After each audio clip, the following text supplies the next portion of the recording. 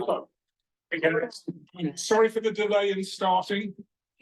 As you obviously realise, we couldn't get into Transstar this month. You mean we're not on track? We're not there now? Also, traffic from Jackie's was a little bit bad.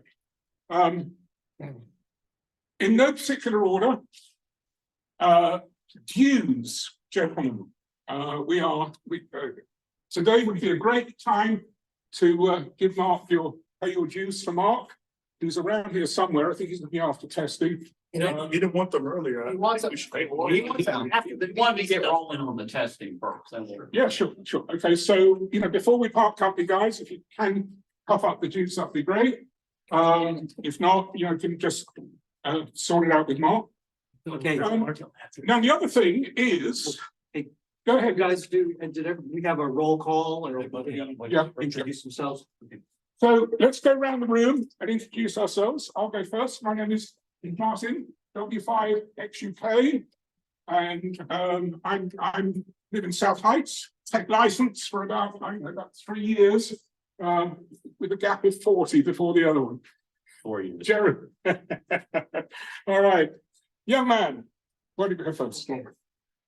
Kilo 5, Kilo Foxtrot 5, that's a whiskey Foxtrot. In Charlotte, WFB. Elisha. Right now I live in the southwest part of town. And I'm a general. All right, Barry. Barry Basile's the name. I maintain the webpage for the club. KG5IRR is the call. And I'm next to class, live in the Memorial area. Thank you. I'm Rusty Wilson. I'm WD8JJR. And I live in the northwest part of the city of Copperfield. Wes Nolan, KF5UKF. I'm extra class. I live in Clear Lake. And I climb radio towers and whatnot to maintain the antennas and repeaters in order for the Hams Club. There's a brilliant man. Yes. Don Davis, KI5 WWD Oak Forest area, second year as a ham, and I'm a general. Nick Wilson, I was at Kilo AJ5BHK. That was just in my mind. Ted recently joined the end of last year. Bobby Kofar, KI5PVT Tech. Live around 290 and 610 area. Jim Stimpson, NR5ED. Been around for a while. Matt. Matt Polonis, W2NS, on the east side of town. Mike, W5OFT, live in Spring Branch, and I have no class. No question at all. Mark. All right, Mark WB5ANN. I'm extra. I'm the V liaison and the secretary and treasurer, and live in the Heights. And there you go. All right. Hi, Jim Von Sussel, KJ5DJM, and I'm on Preston 19. Good luck. Good luck, sir. All right, Hal. KG5IR, Howard Plots, Midtown, former president, so you can't vote for me again. Says who? There's new bylaws, so I mean. No. No Porsche owners allowed, by the way. I'm Rick Jaffray, KE5 AOA, live in the Shepherd Park Plaza area, just north of 43rd, west of Shepherd. All right. Who's next? Roger. That's it. Roger. Jeremy. Thanks. K0KON. I love this meeting location. I live over in San Felipe, about 2 miles from here. Been a ham since 1956, general class. That was pre-electricity. That's when we had the hamsters on the wheel. I'm Jeremy, KG5PYY. I'm the vice president for maybe another 30 minutes or so. A vice president. Okay. All right. Thank you, everybody. As Jeremy has kindly reminded us that we are the other item on the agenda of today is re-election of club officers. Okay, so what we'd like to do is, Mark, do you want to stay on? I'll stay on in my position for now. Okay, nobody, I'm assuming that nobody has any objections to that. Any objections? I second Somebody it. want to take over treasurer? No, I'll second you. Yeah. Thank you. All right, the next office will be the office that Jeremy occupies at the moment as Vice President. Jeremy, do you want to continue to serve? If nobody else takes it over. All right, would anybody else like to put themselves up for the position of Vice President? Okay, You know, just to let you know, I'm not old enough to be president yet, so if our president leaves, I can't take that role. there's a So- gesture that I came to know I went for it. By US law, I'm not. Does anybody have any objections to Jeremy continuing to serve as Vice President? No? Thank you very much. And finally, President. I am actually happy to, I wasn't going to put myself up for re-election, mainly because I was actually going to be moving out of the area. But that's all fallen through now. So I'm happy to continue serving. I won't take this personally. Does anybody else wish to put themselves up for the position of president for 2024? I have a recommendation, in order to accept, for you to accept, I would like you to take on an assistant for the future next president, so to have an assistant for the year. That's a very good suggestion. All right, before I get to that, if there are no objections, would anybody like to second me for a second year? I will. Thank you, gentlemen. Thank you very much. All right, All in favor? all right, there we go. Hey, All right, Good. Now time for you to go to the bathroom so we can vote. Hello, can somebody take some notes of this for the secretary? So I have the record of the nominations and then the stuff. Okay, anyone? Thank you. All here at once. It's being recorded on here, so. Yeah, I get it, but I still have to transcribe. Well, we can take care of that first. Okay. Please. But to have a suggestion, an assistant, right? I think probably it might be best done if we do it on an ad hoc basis, it's an unnecessary basis. Okay, okay. All right, good. I think this election is rigged. Can't say that, he'll go to jail. No, that means he's gonna be the next president. I'm not proud about this. If anybody, during the year, feels that they can, they have a different job. Remember that as president, what you're getting really is, and I can't avoid it, it's really a personalized, more subjective view of ham radio stuff. As you know, my main interest, apart from operating in DX, is digital, slow scan TV, amateur TV, and also vintage radios. Those of you who are here, whenever it was last summer, I had a British 19 set out of a tank that I presented, and I've got a small collection. Matt over here shares the same interests. But that's one perspective on ham radio. Now, if anybody here has their own, a different view, could be QRP, could be POTO, could be field day, could be whatever it happens to be. I mean, please contact me, and I'm not proud over it. So, happy to accommodate all views. Right? I'll try not to be too dictatorial, too antiquated in my view. Next on the agenda, in no particular order, is today and tomorrow are something like there you go. All right. And we've kept it, our arrangement very loose. We're not actually doing anything ourselves as a club, although I understand, Jeremy, you might be operating using the club call sign at some point. Is that right? What's that? For Winterfield Day.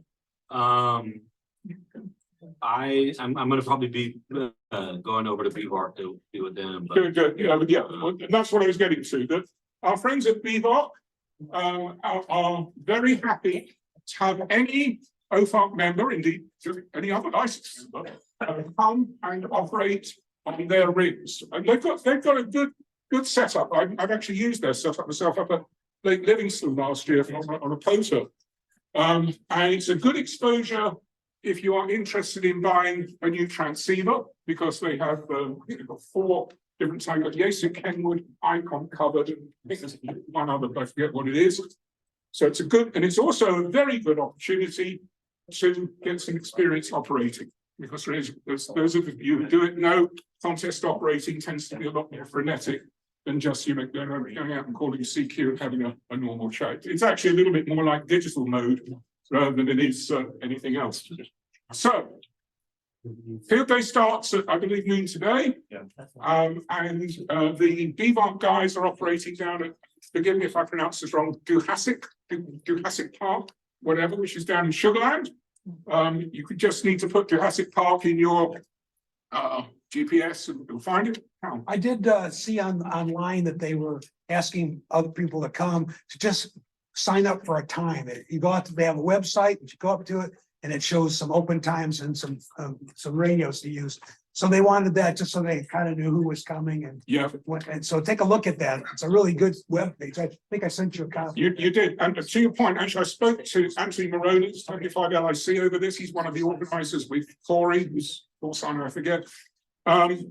And yes, fill in the forms. However, no one's going to object if you do what I'm going to do tomorrow morning. I'm not going to do it today. Is just go down there, hang out, and if you want to do some operating, just ask, because they're going to be. That's good to know. I didn't know Yeah. how strict they were about it. No, they're not. It's very laid back. Okay. Personally, I don't.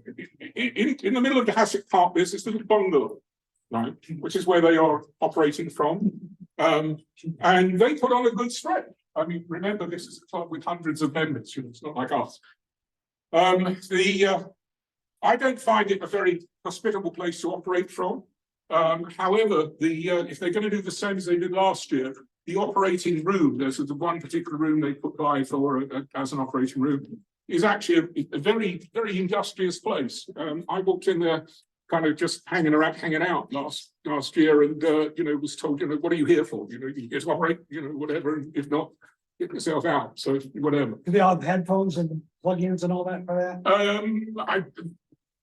Last year they had the full kit. You just literally got in, sat down, picked a pen up, and you know, off you went. So when they do POTA and other events, there are some, but from the activities I've seen, it's about 50-50 where depending on where you're sitting, you know, so like pretty much every other person had a headphone on, so. Yeah. It really helps. It really helps. Oh, yeah. I've actually taken up using headphones during our net, especially if I'm net control, because you know you can feel your hands on. In actual fact, one of the things my next purchase is going to be a foot switch. You know, so you know, it'd be just much easier to have a fixed mic and a foot switch for transmit. And so I've got both hands free. That's the reason why I asked for the net. It's not the net, by the way, guys, because I'm just not quick enough. All right. Other club business, Mark, can I tap your brain here Yes. and ask, is there any other club business from your perspective that we need to get out of the way today? We're gonna have dues coming at the end of the meeting, so. $20. I don't have the roster with me right at the moment, but I'll make sure that you get onto the list. So, and I do, just a reminder, whenever you give me money or send anything in that has to be recorded, you need to have the Oak Forest form on there. Otherwise, I don't know who's doing what. So, and then next month, the meeting is the 3rd Saturday. Because it interferes, you know, it conflicts with the Orange Ham Fest. I am not gonna be there, and I think Mike is possibly. When is this, end of, in February? Yeah, it's in March. No, in February. February, I should be here. When are you gonna have it? 17th. 3rd Saturday. Yeah, I'll be here. Okay, yeah, So so, here, yeah, that's a transfer. transfer. Okay, Yeah, just for the testing, because I won't be here. okay. So, but I'll update the roster here in the next couple of days and make sure everything's square and then get everything ready for the. We'll get something up on the reflector as well. Yeah. That'll be fine. So the only other, we're due for insurance for the club insurance, which club insurance and tax filing and those sort of things that I do in in February and March. So that's the only other business, official business that we've got. Because of Alan Isaacson has been out and Ben Gillis has been sick, there's a chance that this will get switched. You know, come to the Red Cross. I'll notify Mike and then I'll give Mike or somebody else my distribution list. So that everybody knows. I have about 300 emails that go out for each club meeting. You guys see, so I just want to make sure that gets into some hands, so at least we can. Are you gonna do that from the Nile? Yeah, I'm not gonna do it from there, so, but other than that, you know, that's the what's going on officially. Okay, Martin, back to you. Okay, thank you, Mark. All right. Anybody else got any other club business that they'd like to raise at this point? Jeremy, got anything? All right, good. Okay, so got something I mentioned at the last meeting. And something, you know, I spend a lot of time trying to find decent presentations which actually mean something. Yeah, ARRL have a few. There's a lot more done by various hand clubs all over the world, actually. This one particularly interesting. This is Moonbelts. And although this is a rather old presentation, I've actually gone in and done a bit of tweaking because there are a couple of things that are really out of date. Moonbelts sounds like, you know, something that ought to be done by the government or something like that, but it's not. I've actually seen some while ago, Moonbelts done literally with somebody holding a hand-built aerial, home-built antenna from their backyard. And although I found some of the software that's around at the moment a little bit overly complex, probably because I don't understand the terminology properly, it was something that I was kind of starting to get interested in. And this particular guy, this presentation is really just a, if you like, an outline, just to bring us up to speed. So if you'll bear with me, if the computer works. So bouncing, right? As the name suggests, you're bouncing your signal off the moon. And so the interesting bit is this, the question I asked myself when I first came across this is, well, hang on a minute, we've got an ionosphere and a troposphere. You know, and the whole idea of ham radio is that we, you know, the signal goes up there, it's either line of sight, if it's VHF, UHF, or ground wave, or alternatively, it's going to bounce off one of the atmospheric layers. So, you know, how do you get past that to the moon? Well, he kind of halfway answers this during this thing. But first of all, some facts. 240,000 miles, we knew that. I think the Japanese, the Indians, NASA, SpaceX, and a couple of others that I can't remember, you know, are finding that one out to their cost at the moment. 2.5 seconds round trip.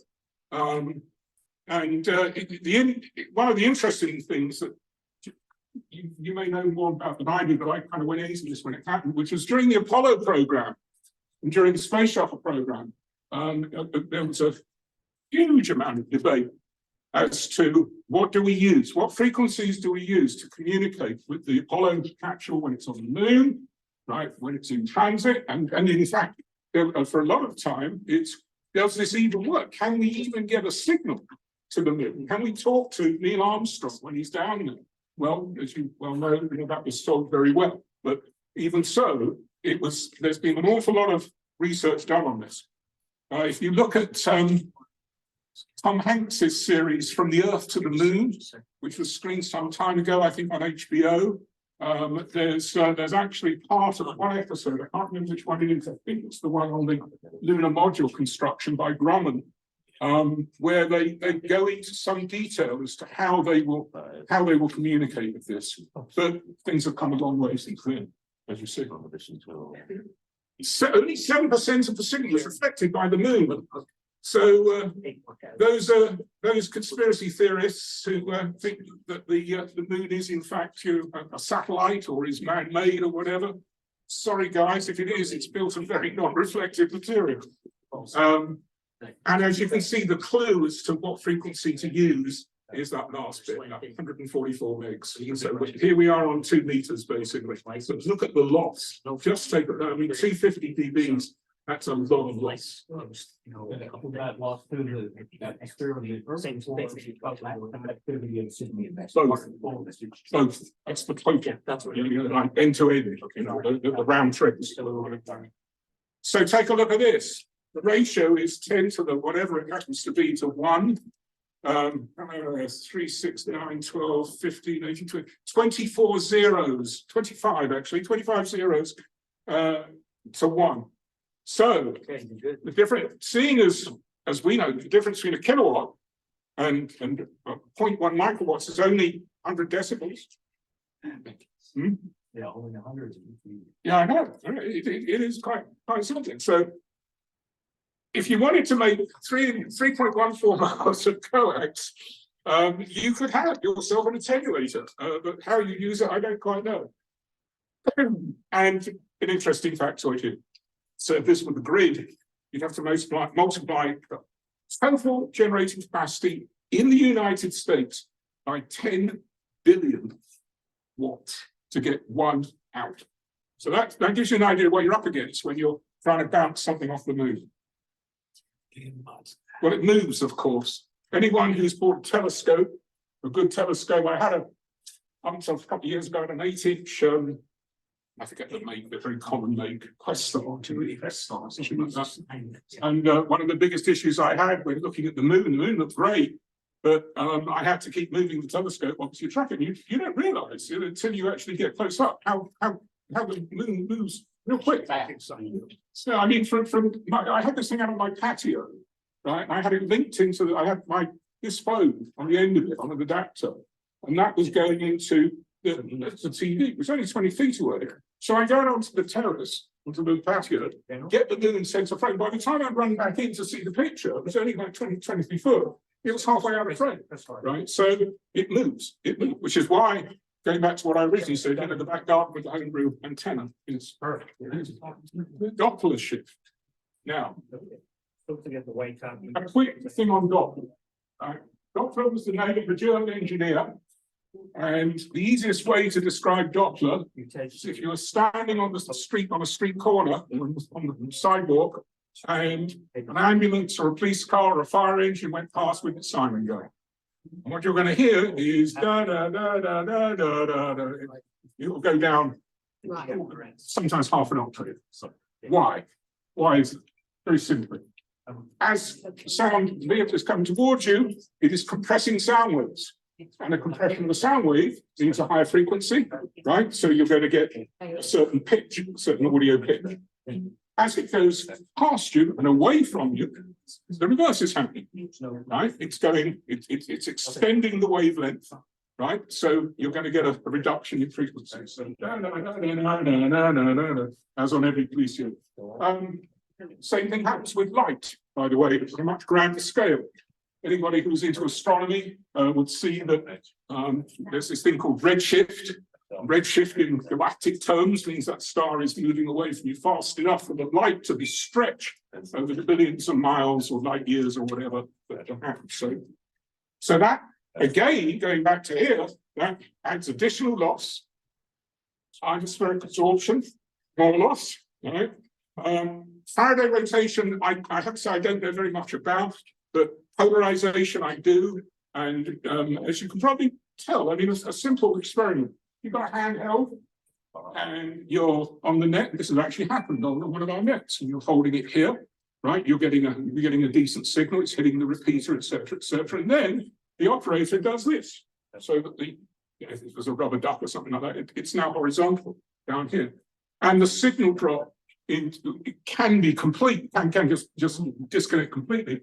But you're obviously going to get a lot of difference. And as we know, with HF antennas, VHF antennas, etc., vertical, horizontal polarization can be very important, but not so important in moon bounce because we're tracking either a satellite or we're tracking a moving object. So that's that. And cosmic and solar noise. Again, sunspot activity. And again, I haven't gone into detail on all this as to how it affects it, but we've only got to look at what we discuss on the net about what's happening with the ionosphere, what's happening with ham solar, right, to see that things are anything but predictable. Just to digress for a second, the peak of sunspot solar cycle 11, solar cycle 25 is meant to be June of this year, or is it June of next year? But it's not yet anyway. However, we're already seeing peaks, and recently, back in December, January, troughs, right, which should not really be there. They're not predicted. Roger, you and I had a chat about this, I believe. So again, all of these things put together are going to affect reception, and with moon belts, it's going to affect it a little bit less. How do we overcome these obstacles? Big antennas, well, maybe. Higher power, yeah. I mean, you can throw power at it. I mean, to be honest with you, I mean, you know, I would have said that, again, this is logarithmic. I mean, it doesn't necessarily follow that if you're going to pump out 200 watts on 2 meters, that you're going to get twice the distance if you did with 100. It doesn't work that way. It's logarithmic, as many of you already know. Use low loss coax, good connectors, well, that applies everywhere. And low noise receivers and preamps. You have to get a little bit more into that to so how to calculate the loss? Well, we won't go into detail, but you can see that basically all these factors that we've been talking about would actually, you know, either give you a plus or a minus on your signal. But it's not actually that complex, to be honest with you. I'm going to go away from the presentation and say it really is just a question of a lot of moon mount stuff is like with satellites. It's homework, right? Find out, you know, there's a lot of stuff on the web for this, a lot of people doing it. So you can basically, if you wanted to do it, you want to know when to do it, then, you know, there are a lot of good guides. It's like going on to some of the DX propagation maps. You know, you can see when there's a good time. For example, at the moment on 10 meters, you know, mornings, lunchtimes, afternoons, Europe, right, comes up.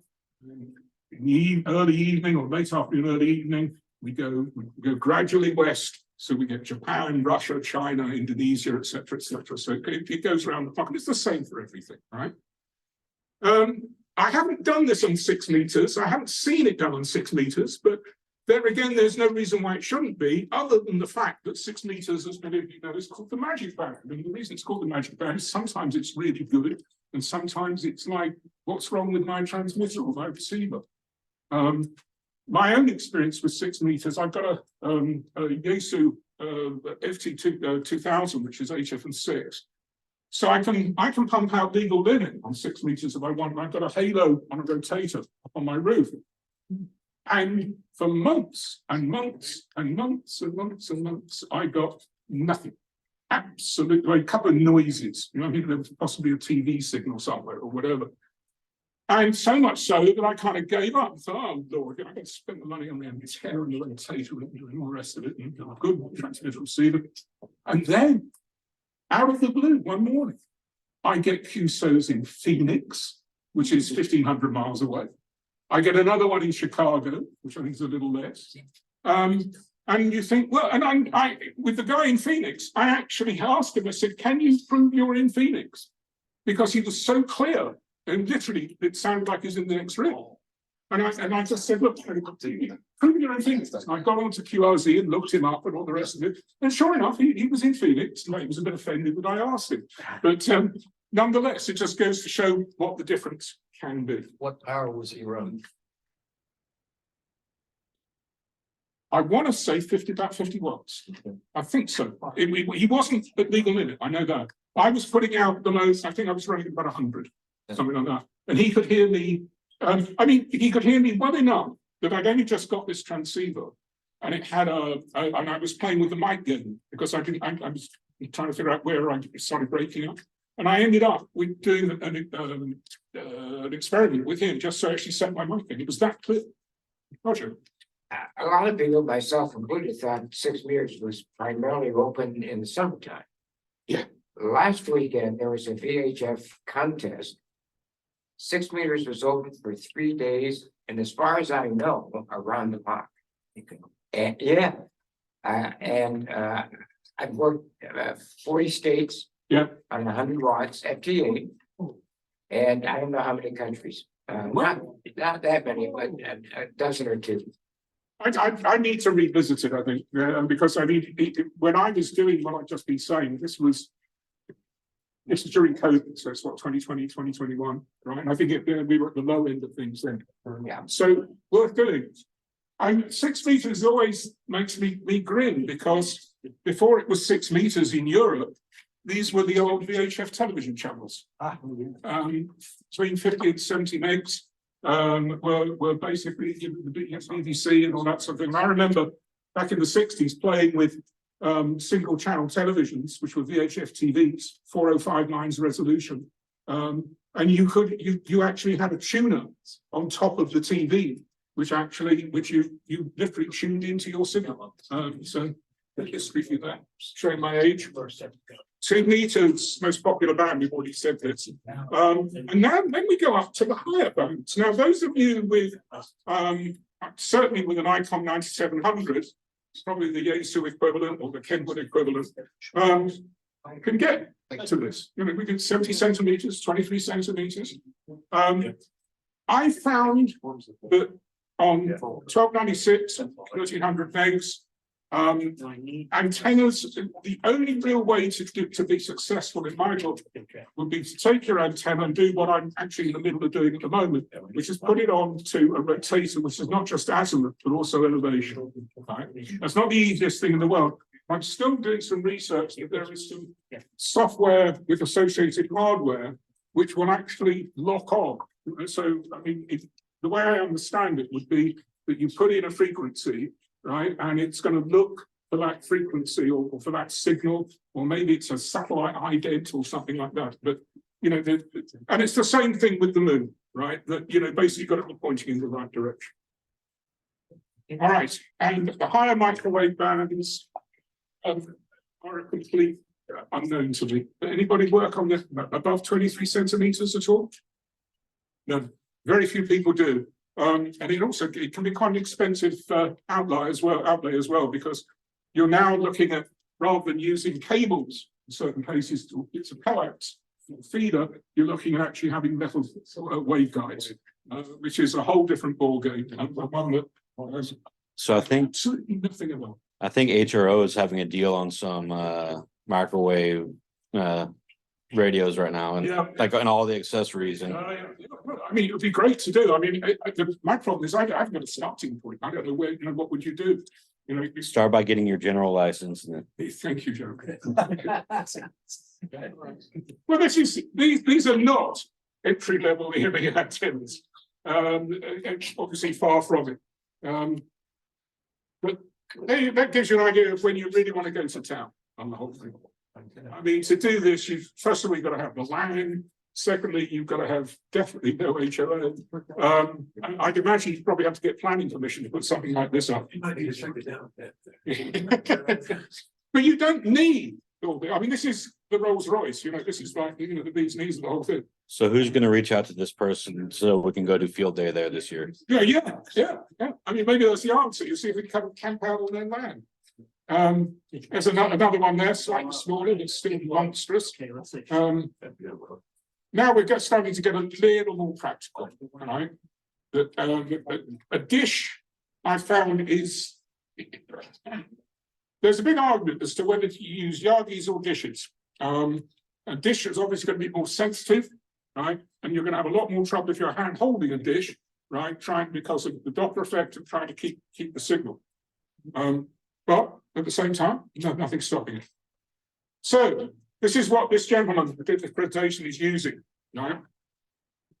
And the only thing that I can see here that is probably not standard would be the Cushcraft, the Mirage 150 watt linear, which I've never heard of actually, but nonetheless, think about this. These are not necessarily out of our reach. He's using, again, you can see he's got a small tower with the antennas there, but it is possible. Here's another one here, in a Kenwood. Now, he's using a kilowatt hour. Again, you know, you have to have this power in order to overcome everything that we talked about before. Handheld Yagis. All right. So how do you predict your receiving area from this transmitting? How do you know where it's gonna be able to be received? Well, the first thing you're going to do is your big moon mounts, obviously, you know, you're looking at the position of the moon, together with ionospheric conditions. Right, so it's fundamentally, it's a balance of those two which you're going to give to. Okay. Going further than that, I mean, I've seen people actually do moon mounts off of a satellite, right? Which is again something which is a little bit beyond me. But what you do then again is software that will cover. In fact, there is actually some moon mounts software that I think is paid software. I didn't go far enough to get it because I didn't have the antenna on. But you're having, I apologize. No, don't. You're probably gonna cover all this, but you know, with a satellite, you have 4 minutes to receive or 5 minutes. Pretty short window. Right. Yeah. So with the moon, you might have 20 minutes from an hour, you know, of time. But how are you picking your receivers, or who's hearing you, and how do you set that up? The way that I did it, or the way I saw it done, was basically exactly that. So you know that the moon is there, it's clear, propagation's pretty good for that evening or whatever it happens to be. And therefore, what happens is you've got literally a guy standing in his backyard, pointing his antenna there, and you're listening for other people coming in and doing the same. I see. To see whether you can get a QSO with them. I got it. It's very hit and miss. I mean, I found it very hit and miss, you know, that, because remember, the other part of this is because you're dealing with such long distances, depending on the position of the moon, right, you've got the opportunity for literally transworld DX. If you think about it, you know, here we are in Houston, right? If the moon's sort of way over there and you can still get bounce off it, somebody down here in, well, what would it be, Australia or Antarctica, or, you know, where it happened to be. So again, position of the moon and atmospheric conditions, those are the two controlling factors, whatever. Of course, we can use digital nodes for this, which come to our rescue, because we can get a lot more done with digital. So WSJT, WSJTX, for those of you who know the program. Anybody not familiar with WSJTX? Okay, digital piece of software, free, designed by hands. And this is what we use when we want to do FT4, FT8, JT65, Whisper, the digital nodes on well, in my case, 10 meters, 2 meters, 70 centimeters. So that's really, I might actually have it on here. I'll have a look at it. If you like after, I'll just show you a blank screen. This is a computer program. Computer program. Yeah. That's what I was gonna show you later, but yeah. And the way that you use it, right, it's relying on coded audio signals. Just sounds like a drone, you know, whatever it happens to be. So the way that you use it is with most modern transceivers, there'll be an audio in and an audio out, which you go into your computer. So you link your computer, audio in, audio out, or you'd get what are they called? There are external boxes you can buy. I forget the names of them. Signaling, please, things like that, where you can literally, you're using that as a sound card outside your computer, so you'd be plugging that into your receiver. And what that's doing, that's encoding the audio signal into the transmitter, right, from the computer, and vice versa. It can be a bit tricky because I found, funny enough, we use this for digital myself. Just to digress a second, that Windows is not necessarily the best operating system to do this with, because what it's looking at, it's looking at what are called IRQs, right, which are literally memory sections, and it's looking at whether they're free or not. Now, if you've been using your computer with other USB connections, for example, let me think of one. I don't know. Think of anything you can plug in with a USB port. What I had was a problem with the computer locking onto that and not seeing the new port. I remember when I bought the it's another one called something like Sound Runner, the box, which are anyway, whatever. But when I got my external box is what I was using originally, there were lots of long conversations with engineers at customer service to actually get get this thing configured. So a knowledge of computers can come in, or a knowledge of Windows anyway can come in handy when you're doing it. All right, so JT65 is optimized for moonbounds. For example, I mean, and it's been around for a while. JT65, if I remember correctly, used to be what it's called, is it RTTY, radio teletype? Used to be a lot of, it's still used on occasions. So the other thing you can use, which I don't know whether he's going to mention here, is Whisper, WSPR, which is another QRP thing. And anybody like to answer a trivia question as to where Whisper is used in the longest distance? Voyager 7. Both Voyagers use Whisper, right? And they use a form of Whisper. It's a rather earlier form.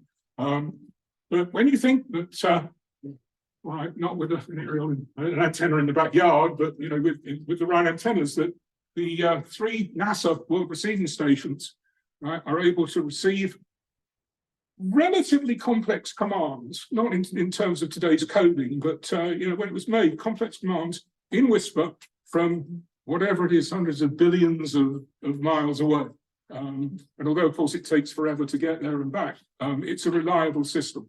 And just for those of you who haven't used Whisper, again, this computer program, WSJTX, has a Whisper facility in it. The only thing I would say is beware duty cycles, and this applies to moonbounds as well. Now, for FT4, one of the popular digital modes, duty cycle is about 8 seconds, i.e., it transmits a tone for 8 seconds, stops, listens for other tones coming in, decodes them, and then cycles again for another, I think it's 7 or 8 seconds. With FT8, which is probably the most popular at the moment, it's longer. It's about 15 seconds. So your transmitter is going to be transmitting a continuous tone. So it's like holding the Morse key down, right, on whatever power you set for that period of time.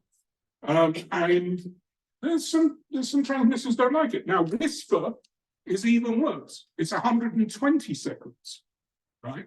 Now, you don't have to actually run it for 120 seconds, but if you were to leave it alone, go make a cup of coffee, right, you will find that you'll get 120 seconds of receive, and then approximately 120 seconds of transmit. And that's a long duty cycle for a transmitter. And I found this out to my detriment, in that I was doing this originally with an ICOM IC 9700, right? And I was running it at around about, it's probably around about 30 watts, and it's got a little temperature gauge on the LCD front screen. And I was watching it go up, right? And after about 45 seconds, I had to turn the power down. So again, remember when doing this sort of stuff, right? You do not want to blow your power transistors or your power tubes or whatever. It's an expensive process, one that I know only too well. So there you go. All right. And this is WSJTX. I forgot. So this is actually the computer program we were talking about just now. And for those of you who are unfamiliar with it, you set up a sequence, right? Just in the same way that you do for FT8 or whatever. You'd enter your data, in this case W9XT, and then you have your different signals that you want to transmit. And what will happen is a QSO takes the form, for example, of transmitting a signal out, right? Then receiving it, reporting the signal strength, and then saying 73. And that's basically what these are going to do. So remember, what it's also working on is not just a radio frequency, but also an audio frequency. This takes a little bit of getting used to sometimes, because even on straight digital modes, we don't forget satellite moonbounds. What you've got is that anything from, you can go as low as about 100 hertz up to something like about 2 or 3 kilohertz in audio terms, right? So if you're up there transmitting with high power, 3,000, 3 kilohertz, for example, something like that, or 30 kilohertz, you're not as likely to be heard, or QSO will be a lot more difficult than somebody who's down at, say, the 1 kilohertz level. So again, you probably found that out if you used WSJTX. Okay, what do we got here? Oh yeah, sorry, I'm the wrong way. The other screen that comes up with WSJTX is a waterfall screenshot. This is a particularly bad one. Normally what we'd expect to see, you can see that the x-axis here, going across the top, is that audio frequency that I was talking about, right? And what you would see coming down here, there's a bit of a dribble here, would be, here's your waterfall in the same way that Yaesu and Icon and the rest of them do it. And you see a signal there. So you certainly, I mean, he said it's a strong signal. Not too sure whether I agree, but there again, he knows more about boom bounce than I do. But that's the kind of thing you see. So what you would do is, standing in your backyard with your antenna pointed in the right direction, what you would then do would be to feed that into WSJTX and see what's happening, see whether there is a QSO at that time using the moon. All right, here we go. Oh, so this is the QSO sequence. So remember what I was saying about the duty cycle for FT8, FT4, Whisper, etc. This refers to that.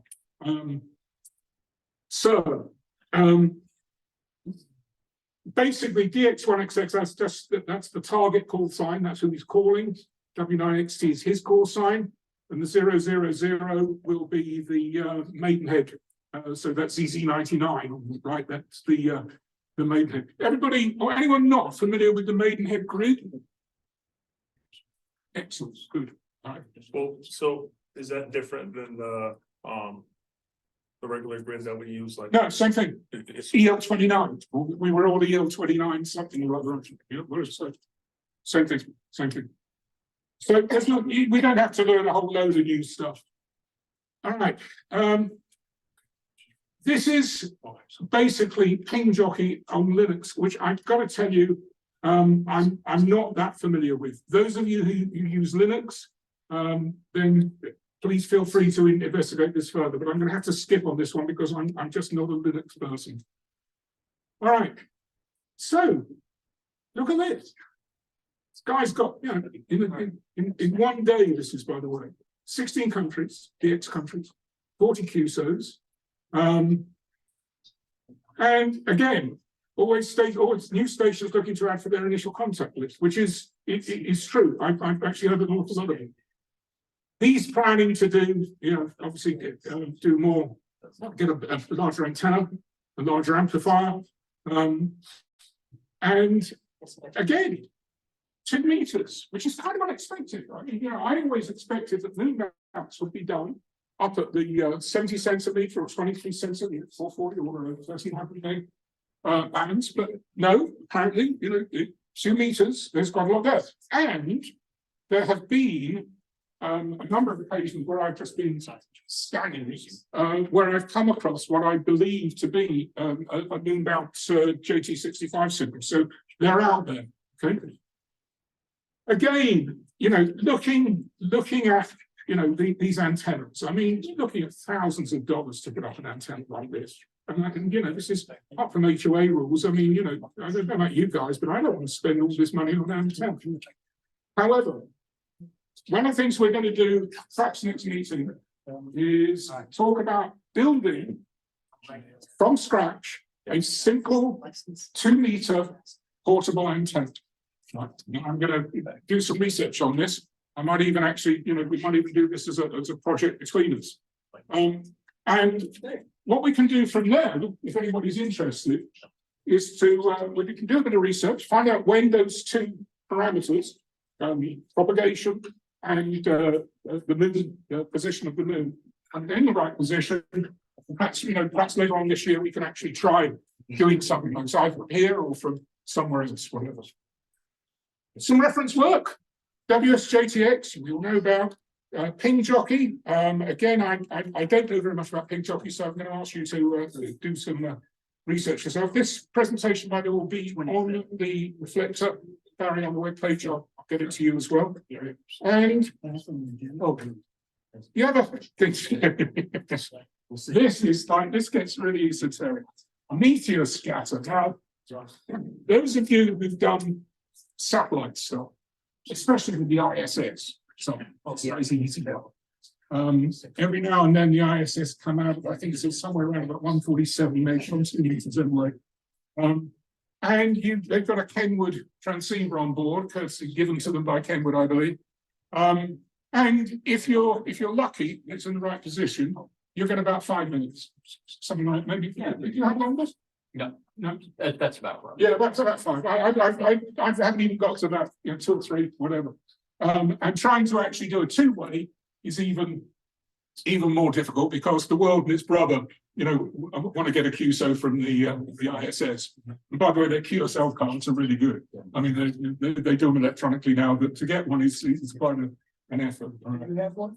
Hmm? Do you have one? Yeah, I'll bring it along next time.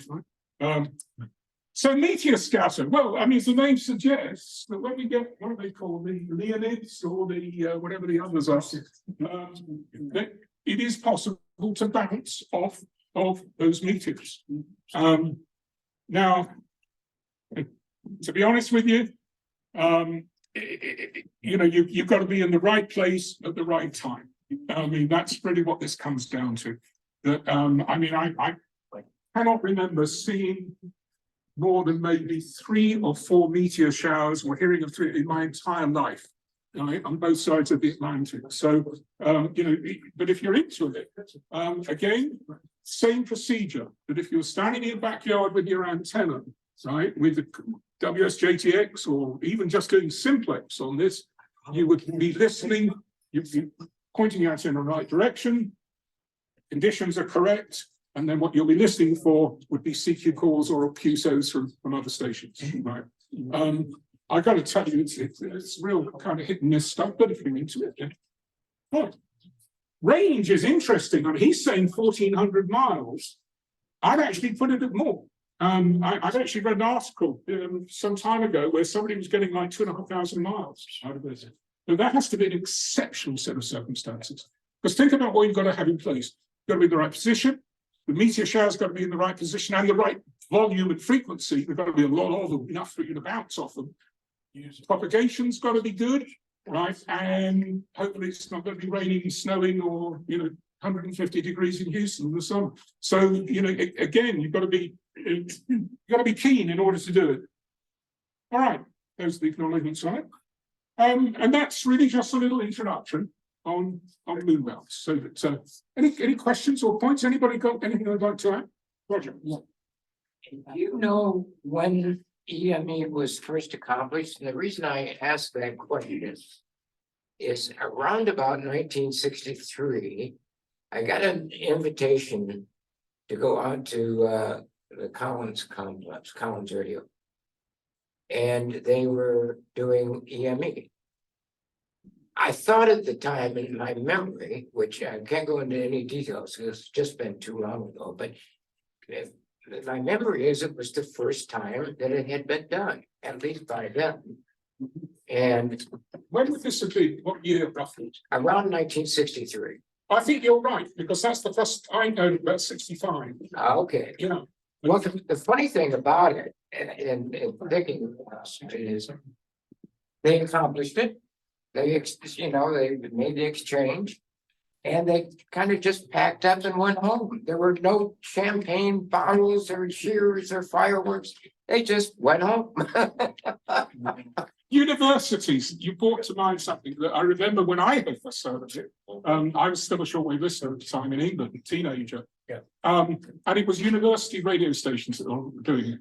So of course they've got the grounds, they've got those big Yagis or whatever sitting in the on grounds that they can use. No HOA, and all this sort of thing. Bloody marvelous. Phony. Ability. Life, do you have a question? I did have a comment. Yeah. As well, and I really got wind of this while studying for my tech license. Gordon West was an excellent teacher and He has audio guides as well as books on studying for your different licenses and so forth. But he demonstrated or he came up with some recordings of not only moon bounce, well, that's actually, he did it on his system, at least according to what I was able to gather on the recordings. But he also did, he was able to find sample recordings of stations bouncing off the auroras. The aurora, Yeah. and it ranges everything from Morse code to voice. Yep, yep. In fact, you brought to mind, thank you for that, because again, guys, YouTube and other similar things come to our rescue. I haven't actually seen this, I've just seen that they're there. But to your point, there are a number of videos from hams all over the place, right? Showing how they did moon bounce and the results that they got. Some of them, one of them, I think, if I judge by the title, he didn't have much success, right? So it was like, you can learn how not to do it, as well as how it's done. Anybody else got any points they'd like to make? Roger. Off topic, if that's okay. There is a de-expedition on Clipperton Island. Yeah, and they were originally scheduled to go until, I think it was around the 1st of February. But they've encountered some problems and it looks like they're gonna have to leave early. I don't know, I don't think they left early. I worked them yesterday. On 20 meters, I think. I worked them the other day on 60 meters. FT8. Yeah, that was a good one. Yeah, that's the first I've heard. Where's the island? It's 750 miles west of Nicaragua, I think. It's not that far distance. I mean, it is the peak of a mountain sticking up out of the water. And the problem they're having is getting over the reef. Yeah. In and out. And that's the big challenge. There was a weather station during World War II, US station there. The island is actually administered by France. The call is TX5S. They're on sideband FT8. I chased them on CW on 10 meters. The pileups are incredible, but you can get through. I got through twice. And a friend of mine up in Canada tried yesterday, called twice, got just wow. So I might have to get later today, actually. I didn't know about that one. Just to Roger's point, on the digital balance, I think I mentioned this on the net, but last week, as somebody who may see the news, the Queen of Denmark abdicated. Yes. And King Frederick, her son, acceded to the throne. And I saw this on some news thing, and you thought, oh, very well. And then I was looking on FTA, and there were these strange call signs: OX24 King and OX24 Queen. I think something like that. Anyway, very visible. OX24, and I thought, what on earth is that? Went on to QRZ.com, and lo and behold, that the government of Denmark had authorized these. In fact, there were something like 4 different call signs for different bands. And apparently, King Frederick, the day before or a couple of days before he was actually crowned, because he crowned during the weekend, that weekend, apparently, he was the guy at the end of, clicking the mouse at the other end. I have no proof of this whatsoever, right? Until I get the QSL card, because apparently you can qualify for a QSL card. But you actually got, like the Crown Prince of Denmark operating on hand radio, which I thought was pretty good. King Hussein of Jordan. Yes, he was great, wasn't he? Carlos in Spain. Yeah. Yeah. Well, my claim to fame, and I'm going somewhere with this, is for those of you old enough to remember the James Gang, and even more importantly, the Eagles, I've actually had a voice QSO with Joe Walsh. And they're one of their guitarists. A hero of mine, by the way, back in the days of the James game. He never got to Europe, and I never got to the States, so never saw him. I met him at Dayton one year. Hmm? I met him at Dayton Really? at the Ham Bench in 2011. He said, I remember vividly what he said, because you know, he was into drugs heavily, whatever, in the 70s, whatever. And he said, you know what? He said, I gave all that up. He said, because I was turning into a whole bunch of nice people. And there you are. So where were you at? Where was he at? Like, so. I was in a friend's shack in Scotland, right? He was in LA. And the friend of mine, been banter since the 60s, he was putting out I think it was 800 watts, something like that, some 40 meters. So, you know, basically I was allowed to operate basically under his auspices. And a couple of, I'm trying to remember what else. I think a couple of others I had at one point, but I forget what they were. But that leads me on to something which I'd like to suggest, Club, which is a little project, which I don't think should take too much effort. It might be a bit of fun. And I might even find somebody to stump up some door prizes for this. And that is a little bit of I'm going to call it a DX competition, but it's not really a DX competition in the sense of, you know, going out on field day and stuff like that. So what I was going to do is this. I'm going to send out in a week or so a form, you know, just a piece of paper, a spreadsheet. And all it will say on it is 2 meter FT4, 2 meter FT8, 10 meter this, 10 meter, etc., etc. Very, very simply, we want to see who can get the farthest from Houston, right? Whether it's voice, CW, digital. I won't include ATV because nobody does it anymore, but whatever. And it's really just a question of saying, okay, let's see how far we can all go. Now, what we know already from the survey that we did a year ago with most of you here is we know where people operate, right? We know that the majority of club members operate on VHF. It's probably only about, I think 15% of us at that time were using HF bands. It's not really a competition so much as an exercise to see what we do. And we'll give ourselves a decent period of time to do it. I'm not going to say they've got to be done this weekend. We'll work it out, perhaps maybe do a month or something like that. See what happens. No echo link and going to a remote site in another room. Yeah, there you go. You gotta actually use over the air. Yeah, no echo link, no echo, no internet, all right? What do you, are you trying to razz on our old former president? No, just saying that you know, I nominate Hal Herdclaw for president. All right. Marty. WSJT does not use the internet. It is pure RF. You're right.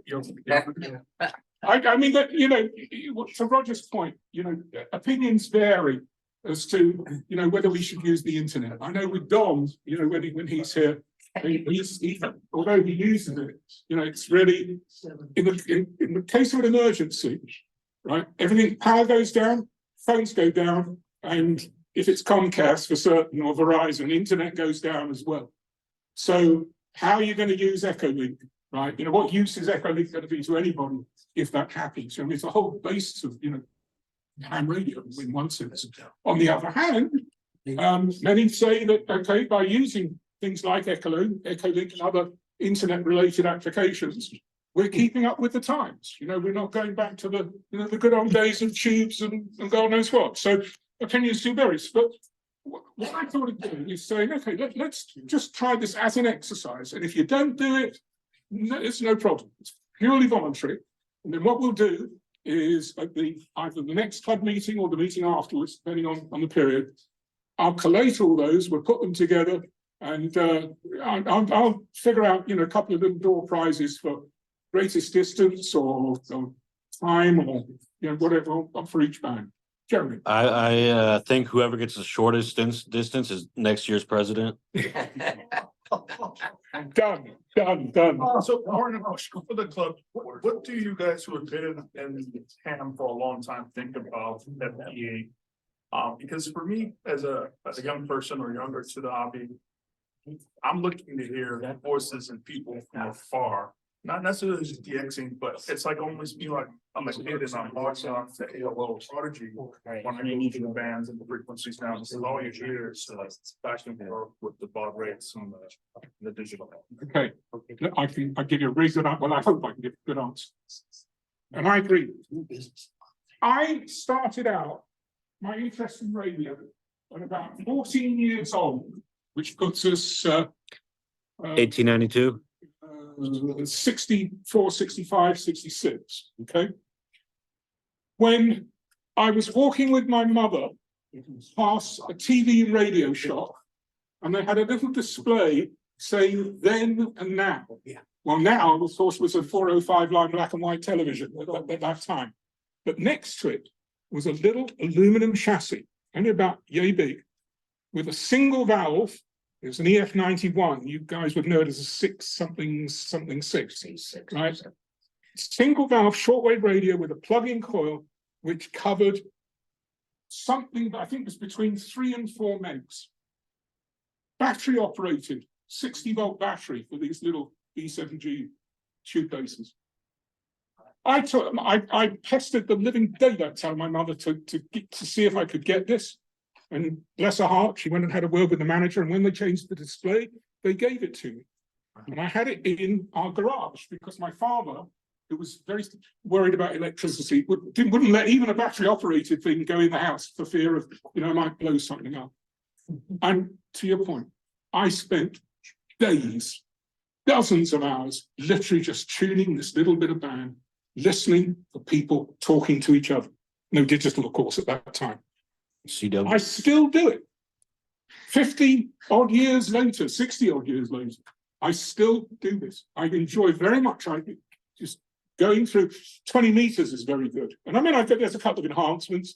I've got a Morse code reading program because I cheat, whatever. So, I can, play with that, RITI and stuff like that. But it's that part of that interest that I've maintained over pretty much most of my life. Now, to your point, I mean, does anybody else look at that? Is anybody more attracted by the computer side of things or the internet side of things rather than the radio bit? So one of the things that's great about ham radio is the diversity. There are just so many things you can do: public service, word chasing, putting together your own radio, and being able to communicate with other people in other parts of the world or next door, whatever turns you on. And so I like DX because I remember as a kid, 10 years old, with a Helicrafters radio, listening to BBC and Radio Alaska. Oh God, yeah. Radio FT8 is all about weak signal, not low power, weak signal. So regardless of what your rig is, it's your rig that you put together to communicate with other people. That's the joy of ham radio. So like with me, like I do a lot of volunteering with the scouts and all that. So like I do like that FT8 and that voice, because with the FT8, I'm with certain modes I can reach certain areas or certain people. I reached Antarctica with FT8 last month or a month or two ago, and because they were just by chance on that band on FT8, but and the scouts love seeing the ones that are 12, 14 years old. That computer is so it all. I've got another one for you guys, if you're interested. Okay, we touched on homegrown. As soon as I can get the thing, sorry. Homebrewing, to my mind, this is actually probably the same guy. I don't like to do the whole thing. I don't know about the rest of you guys, but I still get a lot of enjoyment out of taking stuff apart, putting it back together again, usually in order to fix it because it's gone wrong, but also from building it. One of the things that I enjoyed building very much was power supply, which I needed for an old tube set, which threw out 600, 275 and 6.3 volts. And getting an old Johnson Viking power CV power unit and being able to hack that apart and then put a control box on the end of it. Very simple stuff, but really, really enjoyed it. Now, in order to do a lot of homebrew stuff, you've got to have a good toolkit. You ought to have a basic knowledge of electronics. But even now, I mean, the good folks down at EPO on Fondren, they've got kits which, are good for kids of 11, 12 years old. We know that from It's kids of all ages. all ages. Us kids of all ages. So, Another comment too. go ahead. And this actually speaks for WinLink, which is, when you mentioned digital votes and resources that you can use minus the internet. It's even ready. If you've ever done one side. Isn't it? Now, you have to educate me. Now, are you talking about the WinLink system that links repeaters together? No, that's actually the one system, WinLink part of the meeting is, there's some ways it's in email without the internet. Yes. The emergency, phones are sent. It's a very popular. Is this similar to what Don does with radiograms? So what? Yeah, okay. Yeah, I mean, that again, a good use of the internet with ham radio. Elijah was going on about WinLink. And so it is possible to, now to send emails without actually hitting the internet proper, or at least minimizing it.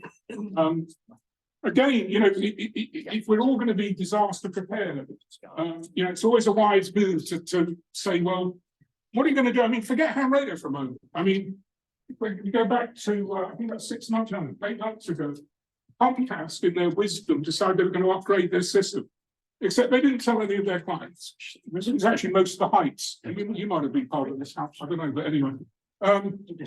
We were down for 3 days, right? And at the time, I was on contract, right? And I had Zoom meetings and God knows what else which needed the internet. And I mean, it was an absolute disaster.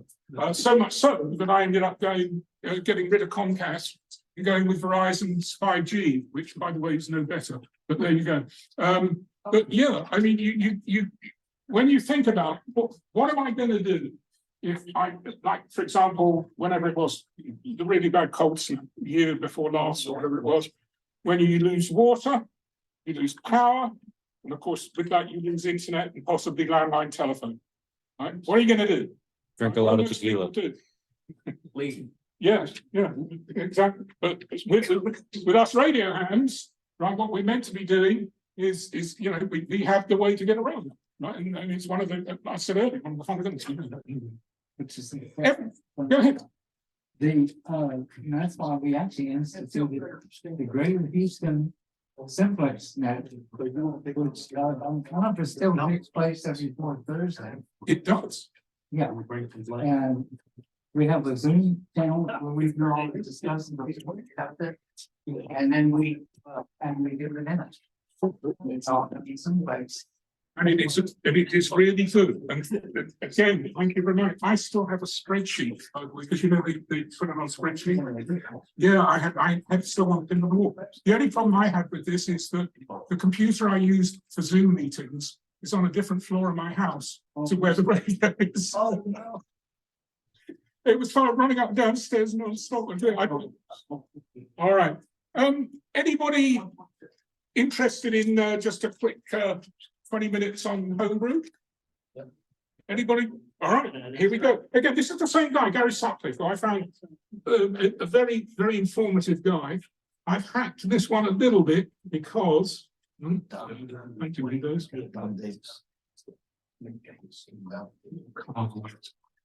So I was just trying to get it full screen.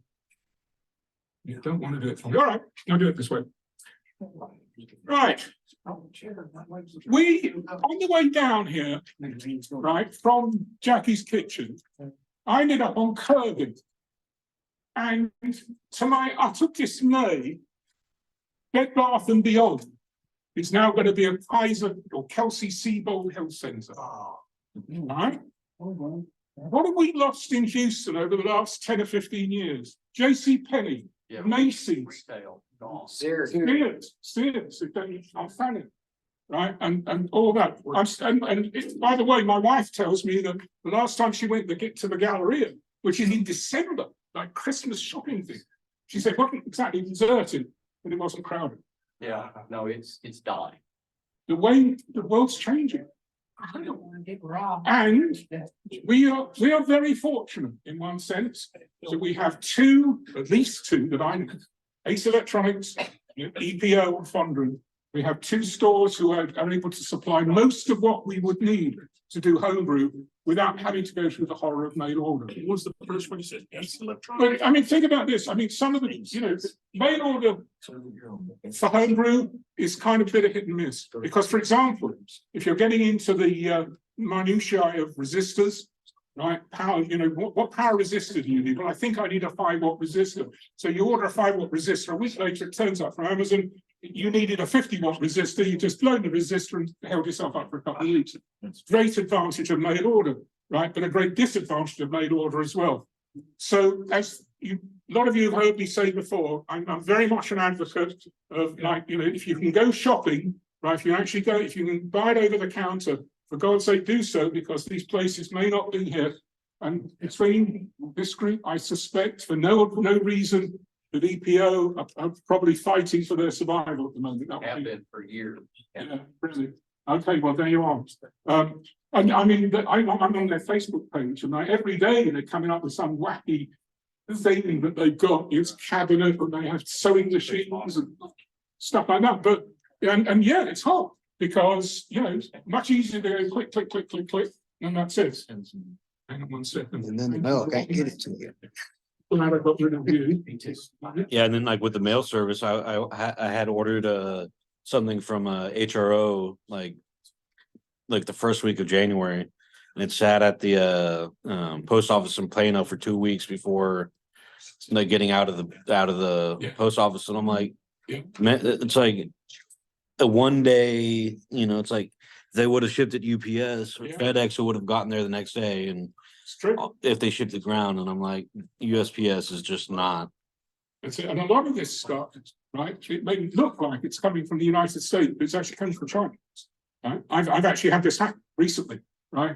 What I wanted was a little, it's a television, amateur TV board, right, circuit board. I thought that I was buying it from somewhere up in Illinois, right?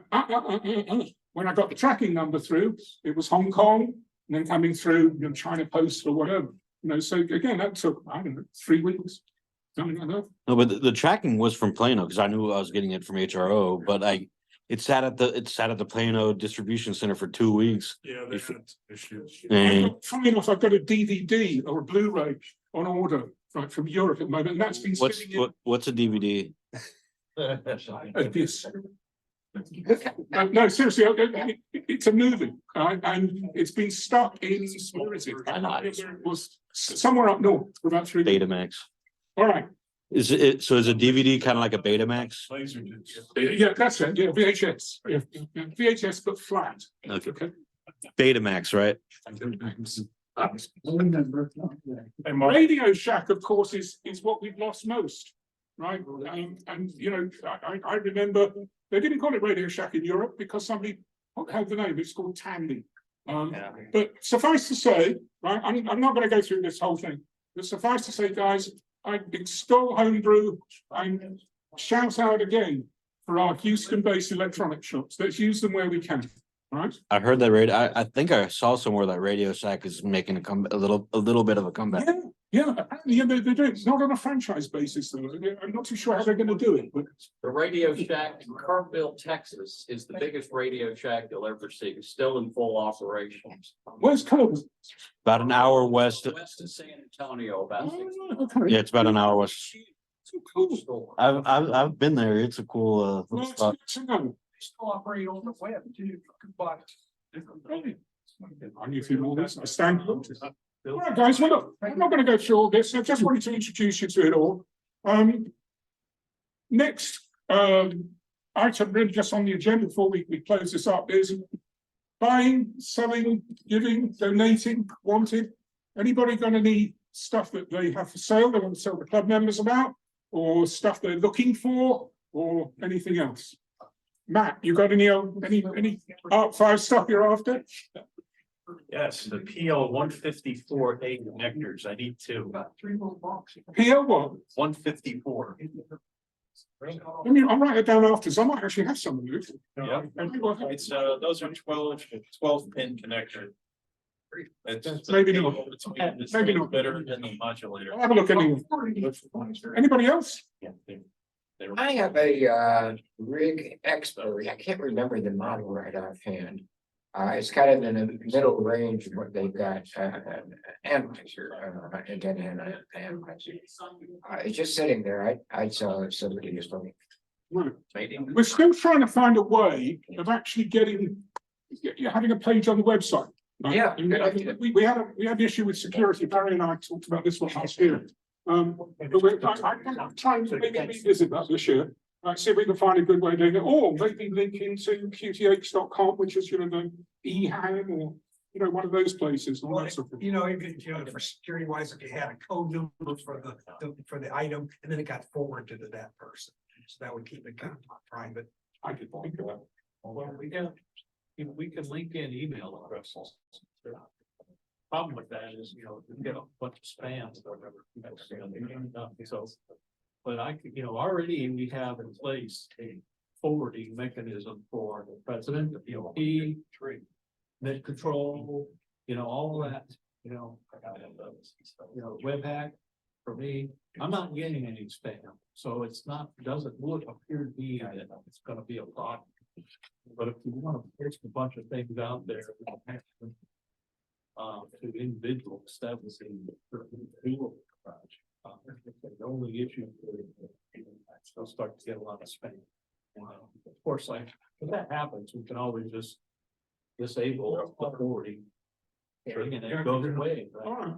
So we can definitely post a list of things for sale. And then have links there, to the so. It becomes an OFAR.org email address and you send to that. And then it gets forwarded to your person. I'll tell you what, I'll revisit this, and I'll report back to the club next meeting. Right, because I think there's some other, just security stuff that kind of concerns me a little bit. Anyway, Well, already we have forward, so that doesn't appear to be a problem for that. That's my knowledge. Nobody's getting spam.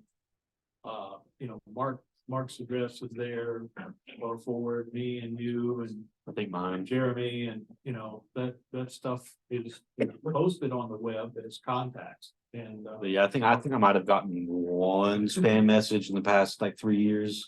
Maybe. as as the webmaster, I get things from time to time, but they're all legitimate for people. well, I've had some unpleasant events with selling stuff online. And I know this wouldn't happen with what we're talking about, but about 2 years ago, I bought an IC551. It's an Icon 6-meter transceiver. I think I made in the 80s and 90s. I think $200 or $300. And on I go, this is through EHAM. On I go, guy sends me back, I put a wanted thing on there. Guy sent me back a photograph of the unit, fully working, etc., etc., etc. And where it went wrong is that he wanted paying by PayPal. Right?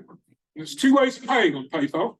One is if I want to send, say, you have money, right, I can do it pretty much instantaneously, right? Because the other way of doing it is obviously if you're selling goods, in which case you don't, the seller doesn't get paid until the buyer has verified the claim finding.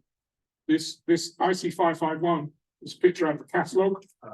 And I avoided getting ripped off because I did the latter. I said, I'm paying. And this guy wrote me this flame email. So, I need you to transfer the money to me now. Right? And I said, not until I see a UPS or FedEx tracking number, right? Am I going to do anything? Right? I said, so you're just going to have to trust me. I did actually offer it to pay him a deposit, but I would have lost that as well. It's a pure scam. And this is now on eBay now, this is getting, less uncommon. And unfortunately as well, the other thing that we're up against with selling online is that if you've sold anything on eBay recently, man, they are taking heavy fees. They really are. I mean, I just sold a 2-meter linear amplifier, right, for $902, of which I get paid $808. So that's what the caveat emptor with eBay, with electronics. Or go to B-Bark's sale next month. Yep, there's that. Yeah, the other thing, by the way, I didn't mention, most of us know, Handfest's coming up in March. The BVARC Handfest earlier, isn't it? I think it's February. February, that's right. I think it's- Is it whatever? It's the first or second weekend of March, Yes. the one not down at the fairgrounds. Yeah. It's like that, it's like the first or second weekend of March. And that's usually quite, well, last year it was really a good one. I'm from those a couple of, It's almost always the first Saturday in March. Well, Yeah. first weekend, Friday, Saturday. Yeah, but like, so for those of you that haven't been there in a while, last year they started bringing in, some big heavy hitter, retailers, HRO, and a few others, but and they had some pretty decent discounts on gear, and you were able to buy it over the counter. yeah. And there's there's companies like ABR, who are the other shout out that I missed out. ABR are a cable manufacturing company. Their cables are, in my opinion, the best I have ever seen anywhere at any time. I had just ordered 25-foot length from them at the beginning of the month. Yeah. And they had a little bit of a sale going on, and I just called them, ordered what I want, and Yeah, they mailed it the next day. yeah, no, they're great. And they're nice people as well. Shannon, who you might have met down there, who owns it. It was Chuck that I was. Yeah. And I mean, they're even saying there's that. EPO All right. was down there. EPO was down there. Yeah. They're usually. One final thing, guys, about some venues, right? I've spoken to, and forgive me, I forgot his name, the guy who runs EPO. And I said to him, how about if we were to have a club meeting down there with maybe a workshop or something like that? They're concerned about numbers of people, right? I mean, to get present company crammed into EPO, especially if it's during their opening hours, is not something that I can see would be desirable to them. But I'm going to continue talking to him to see if we can maybe find an excuse to go down there. I mean, one of the things that I can really rate doing is saying, okay, let us loose in EPO, or let a small number of us loose in EPO to build a station, right? The idea is to transmit a signal from EPO using only what is on their shelves. Actually, it's bloody easy. Yeah, but or something like that, like a kind of treasure hunt. So again, it may be a bit hokey, it may never work, but there's something that we're going to do. All right. Anybody else got anything about anything that they would like to ask? Roger. Are you looking for Phone number and. people to make presentations? Yes. Okay. Always. Please do. Preferably about radio. So the next presentation is on why he's going to be our next president. No. I have a question. Yeah, go ahead. On your proposal to have the club contest on who can reach the farthest. I want to know how much Roger is going to be handicapped on. Yeah. Come on. This was my suitcase, the expedition back in 1983. This is wonderful. And I've got some pictures and it's a very interesting story. All right. How about doing a presentation on this? Do you want to? Yeah. Tell us the story. Okay. You speak though. It's nay. I one of the things, I don't feel related thing, when I was a teenager, when I graduated a little bit from my one tube set, Radio Netherlands. Oh, I remember. Yeah, they used to do a thing called Dutch by radio. Right? All right. Literally learn Dutch by radio. Now, why you want to learn Dutch anyway? Because nobody outside Holland and a few South American countries speaks Dutch. But I got the course and I managed to count to 5, I think. Undes tweed. I don't even remember 4 and 5, whatever. It is the most awkward language. And then I found out something else, which is that many years later, when I was directing, I made a couple of shows for Philips, right, who were based in a place called Eindhoven. In fact, they own Eindhoven in Holland. And we did them in English and in Dutch. And you don't realise that in Dutch, a sentence, a 10-second sentence in English will take you 14 seconds to say in Dutch and in German, by the way. Yeah. Right? And when you're editing a program, right, you've got a voiceover going under it, you've got to leave enough space for them to do it, or you've got to get in and start cutting down that voiceover, which is what I did. Nothing wrong with it. If you'd like to use the station, yes, Okay, please. let's see what I can put together, No it's been harm. a long time. Yeah, just those, and anyone else, we are interested in anything ham radio. Now, you've got my perspective on stuff, which is not necessarily the correct, it just happens to be mine, but please feel free. It doesn't have to be a PowerPoint, it doesn't have to be anything like that, it can be somebody else's presentation that you happen to like, please come out, right? Finally, guys, remember, it is field day, right? It starts in an hour's time, I believe, right? So I'm going to be down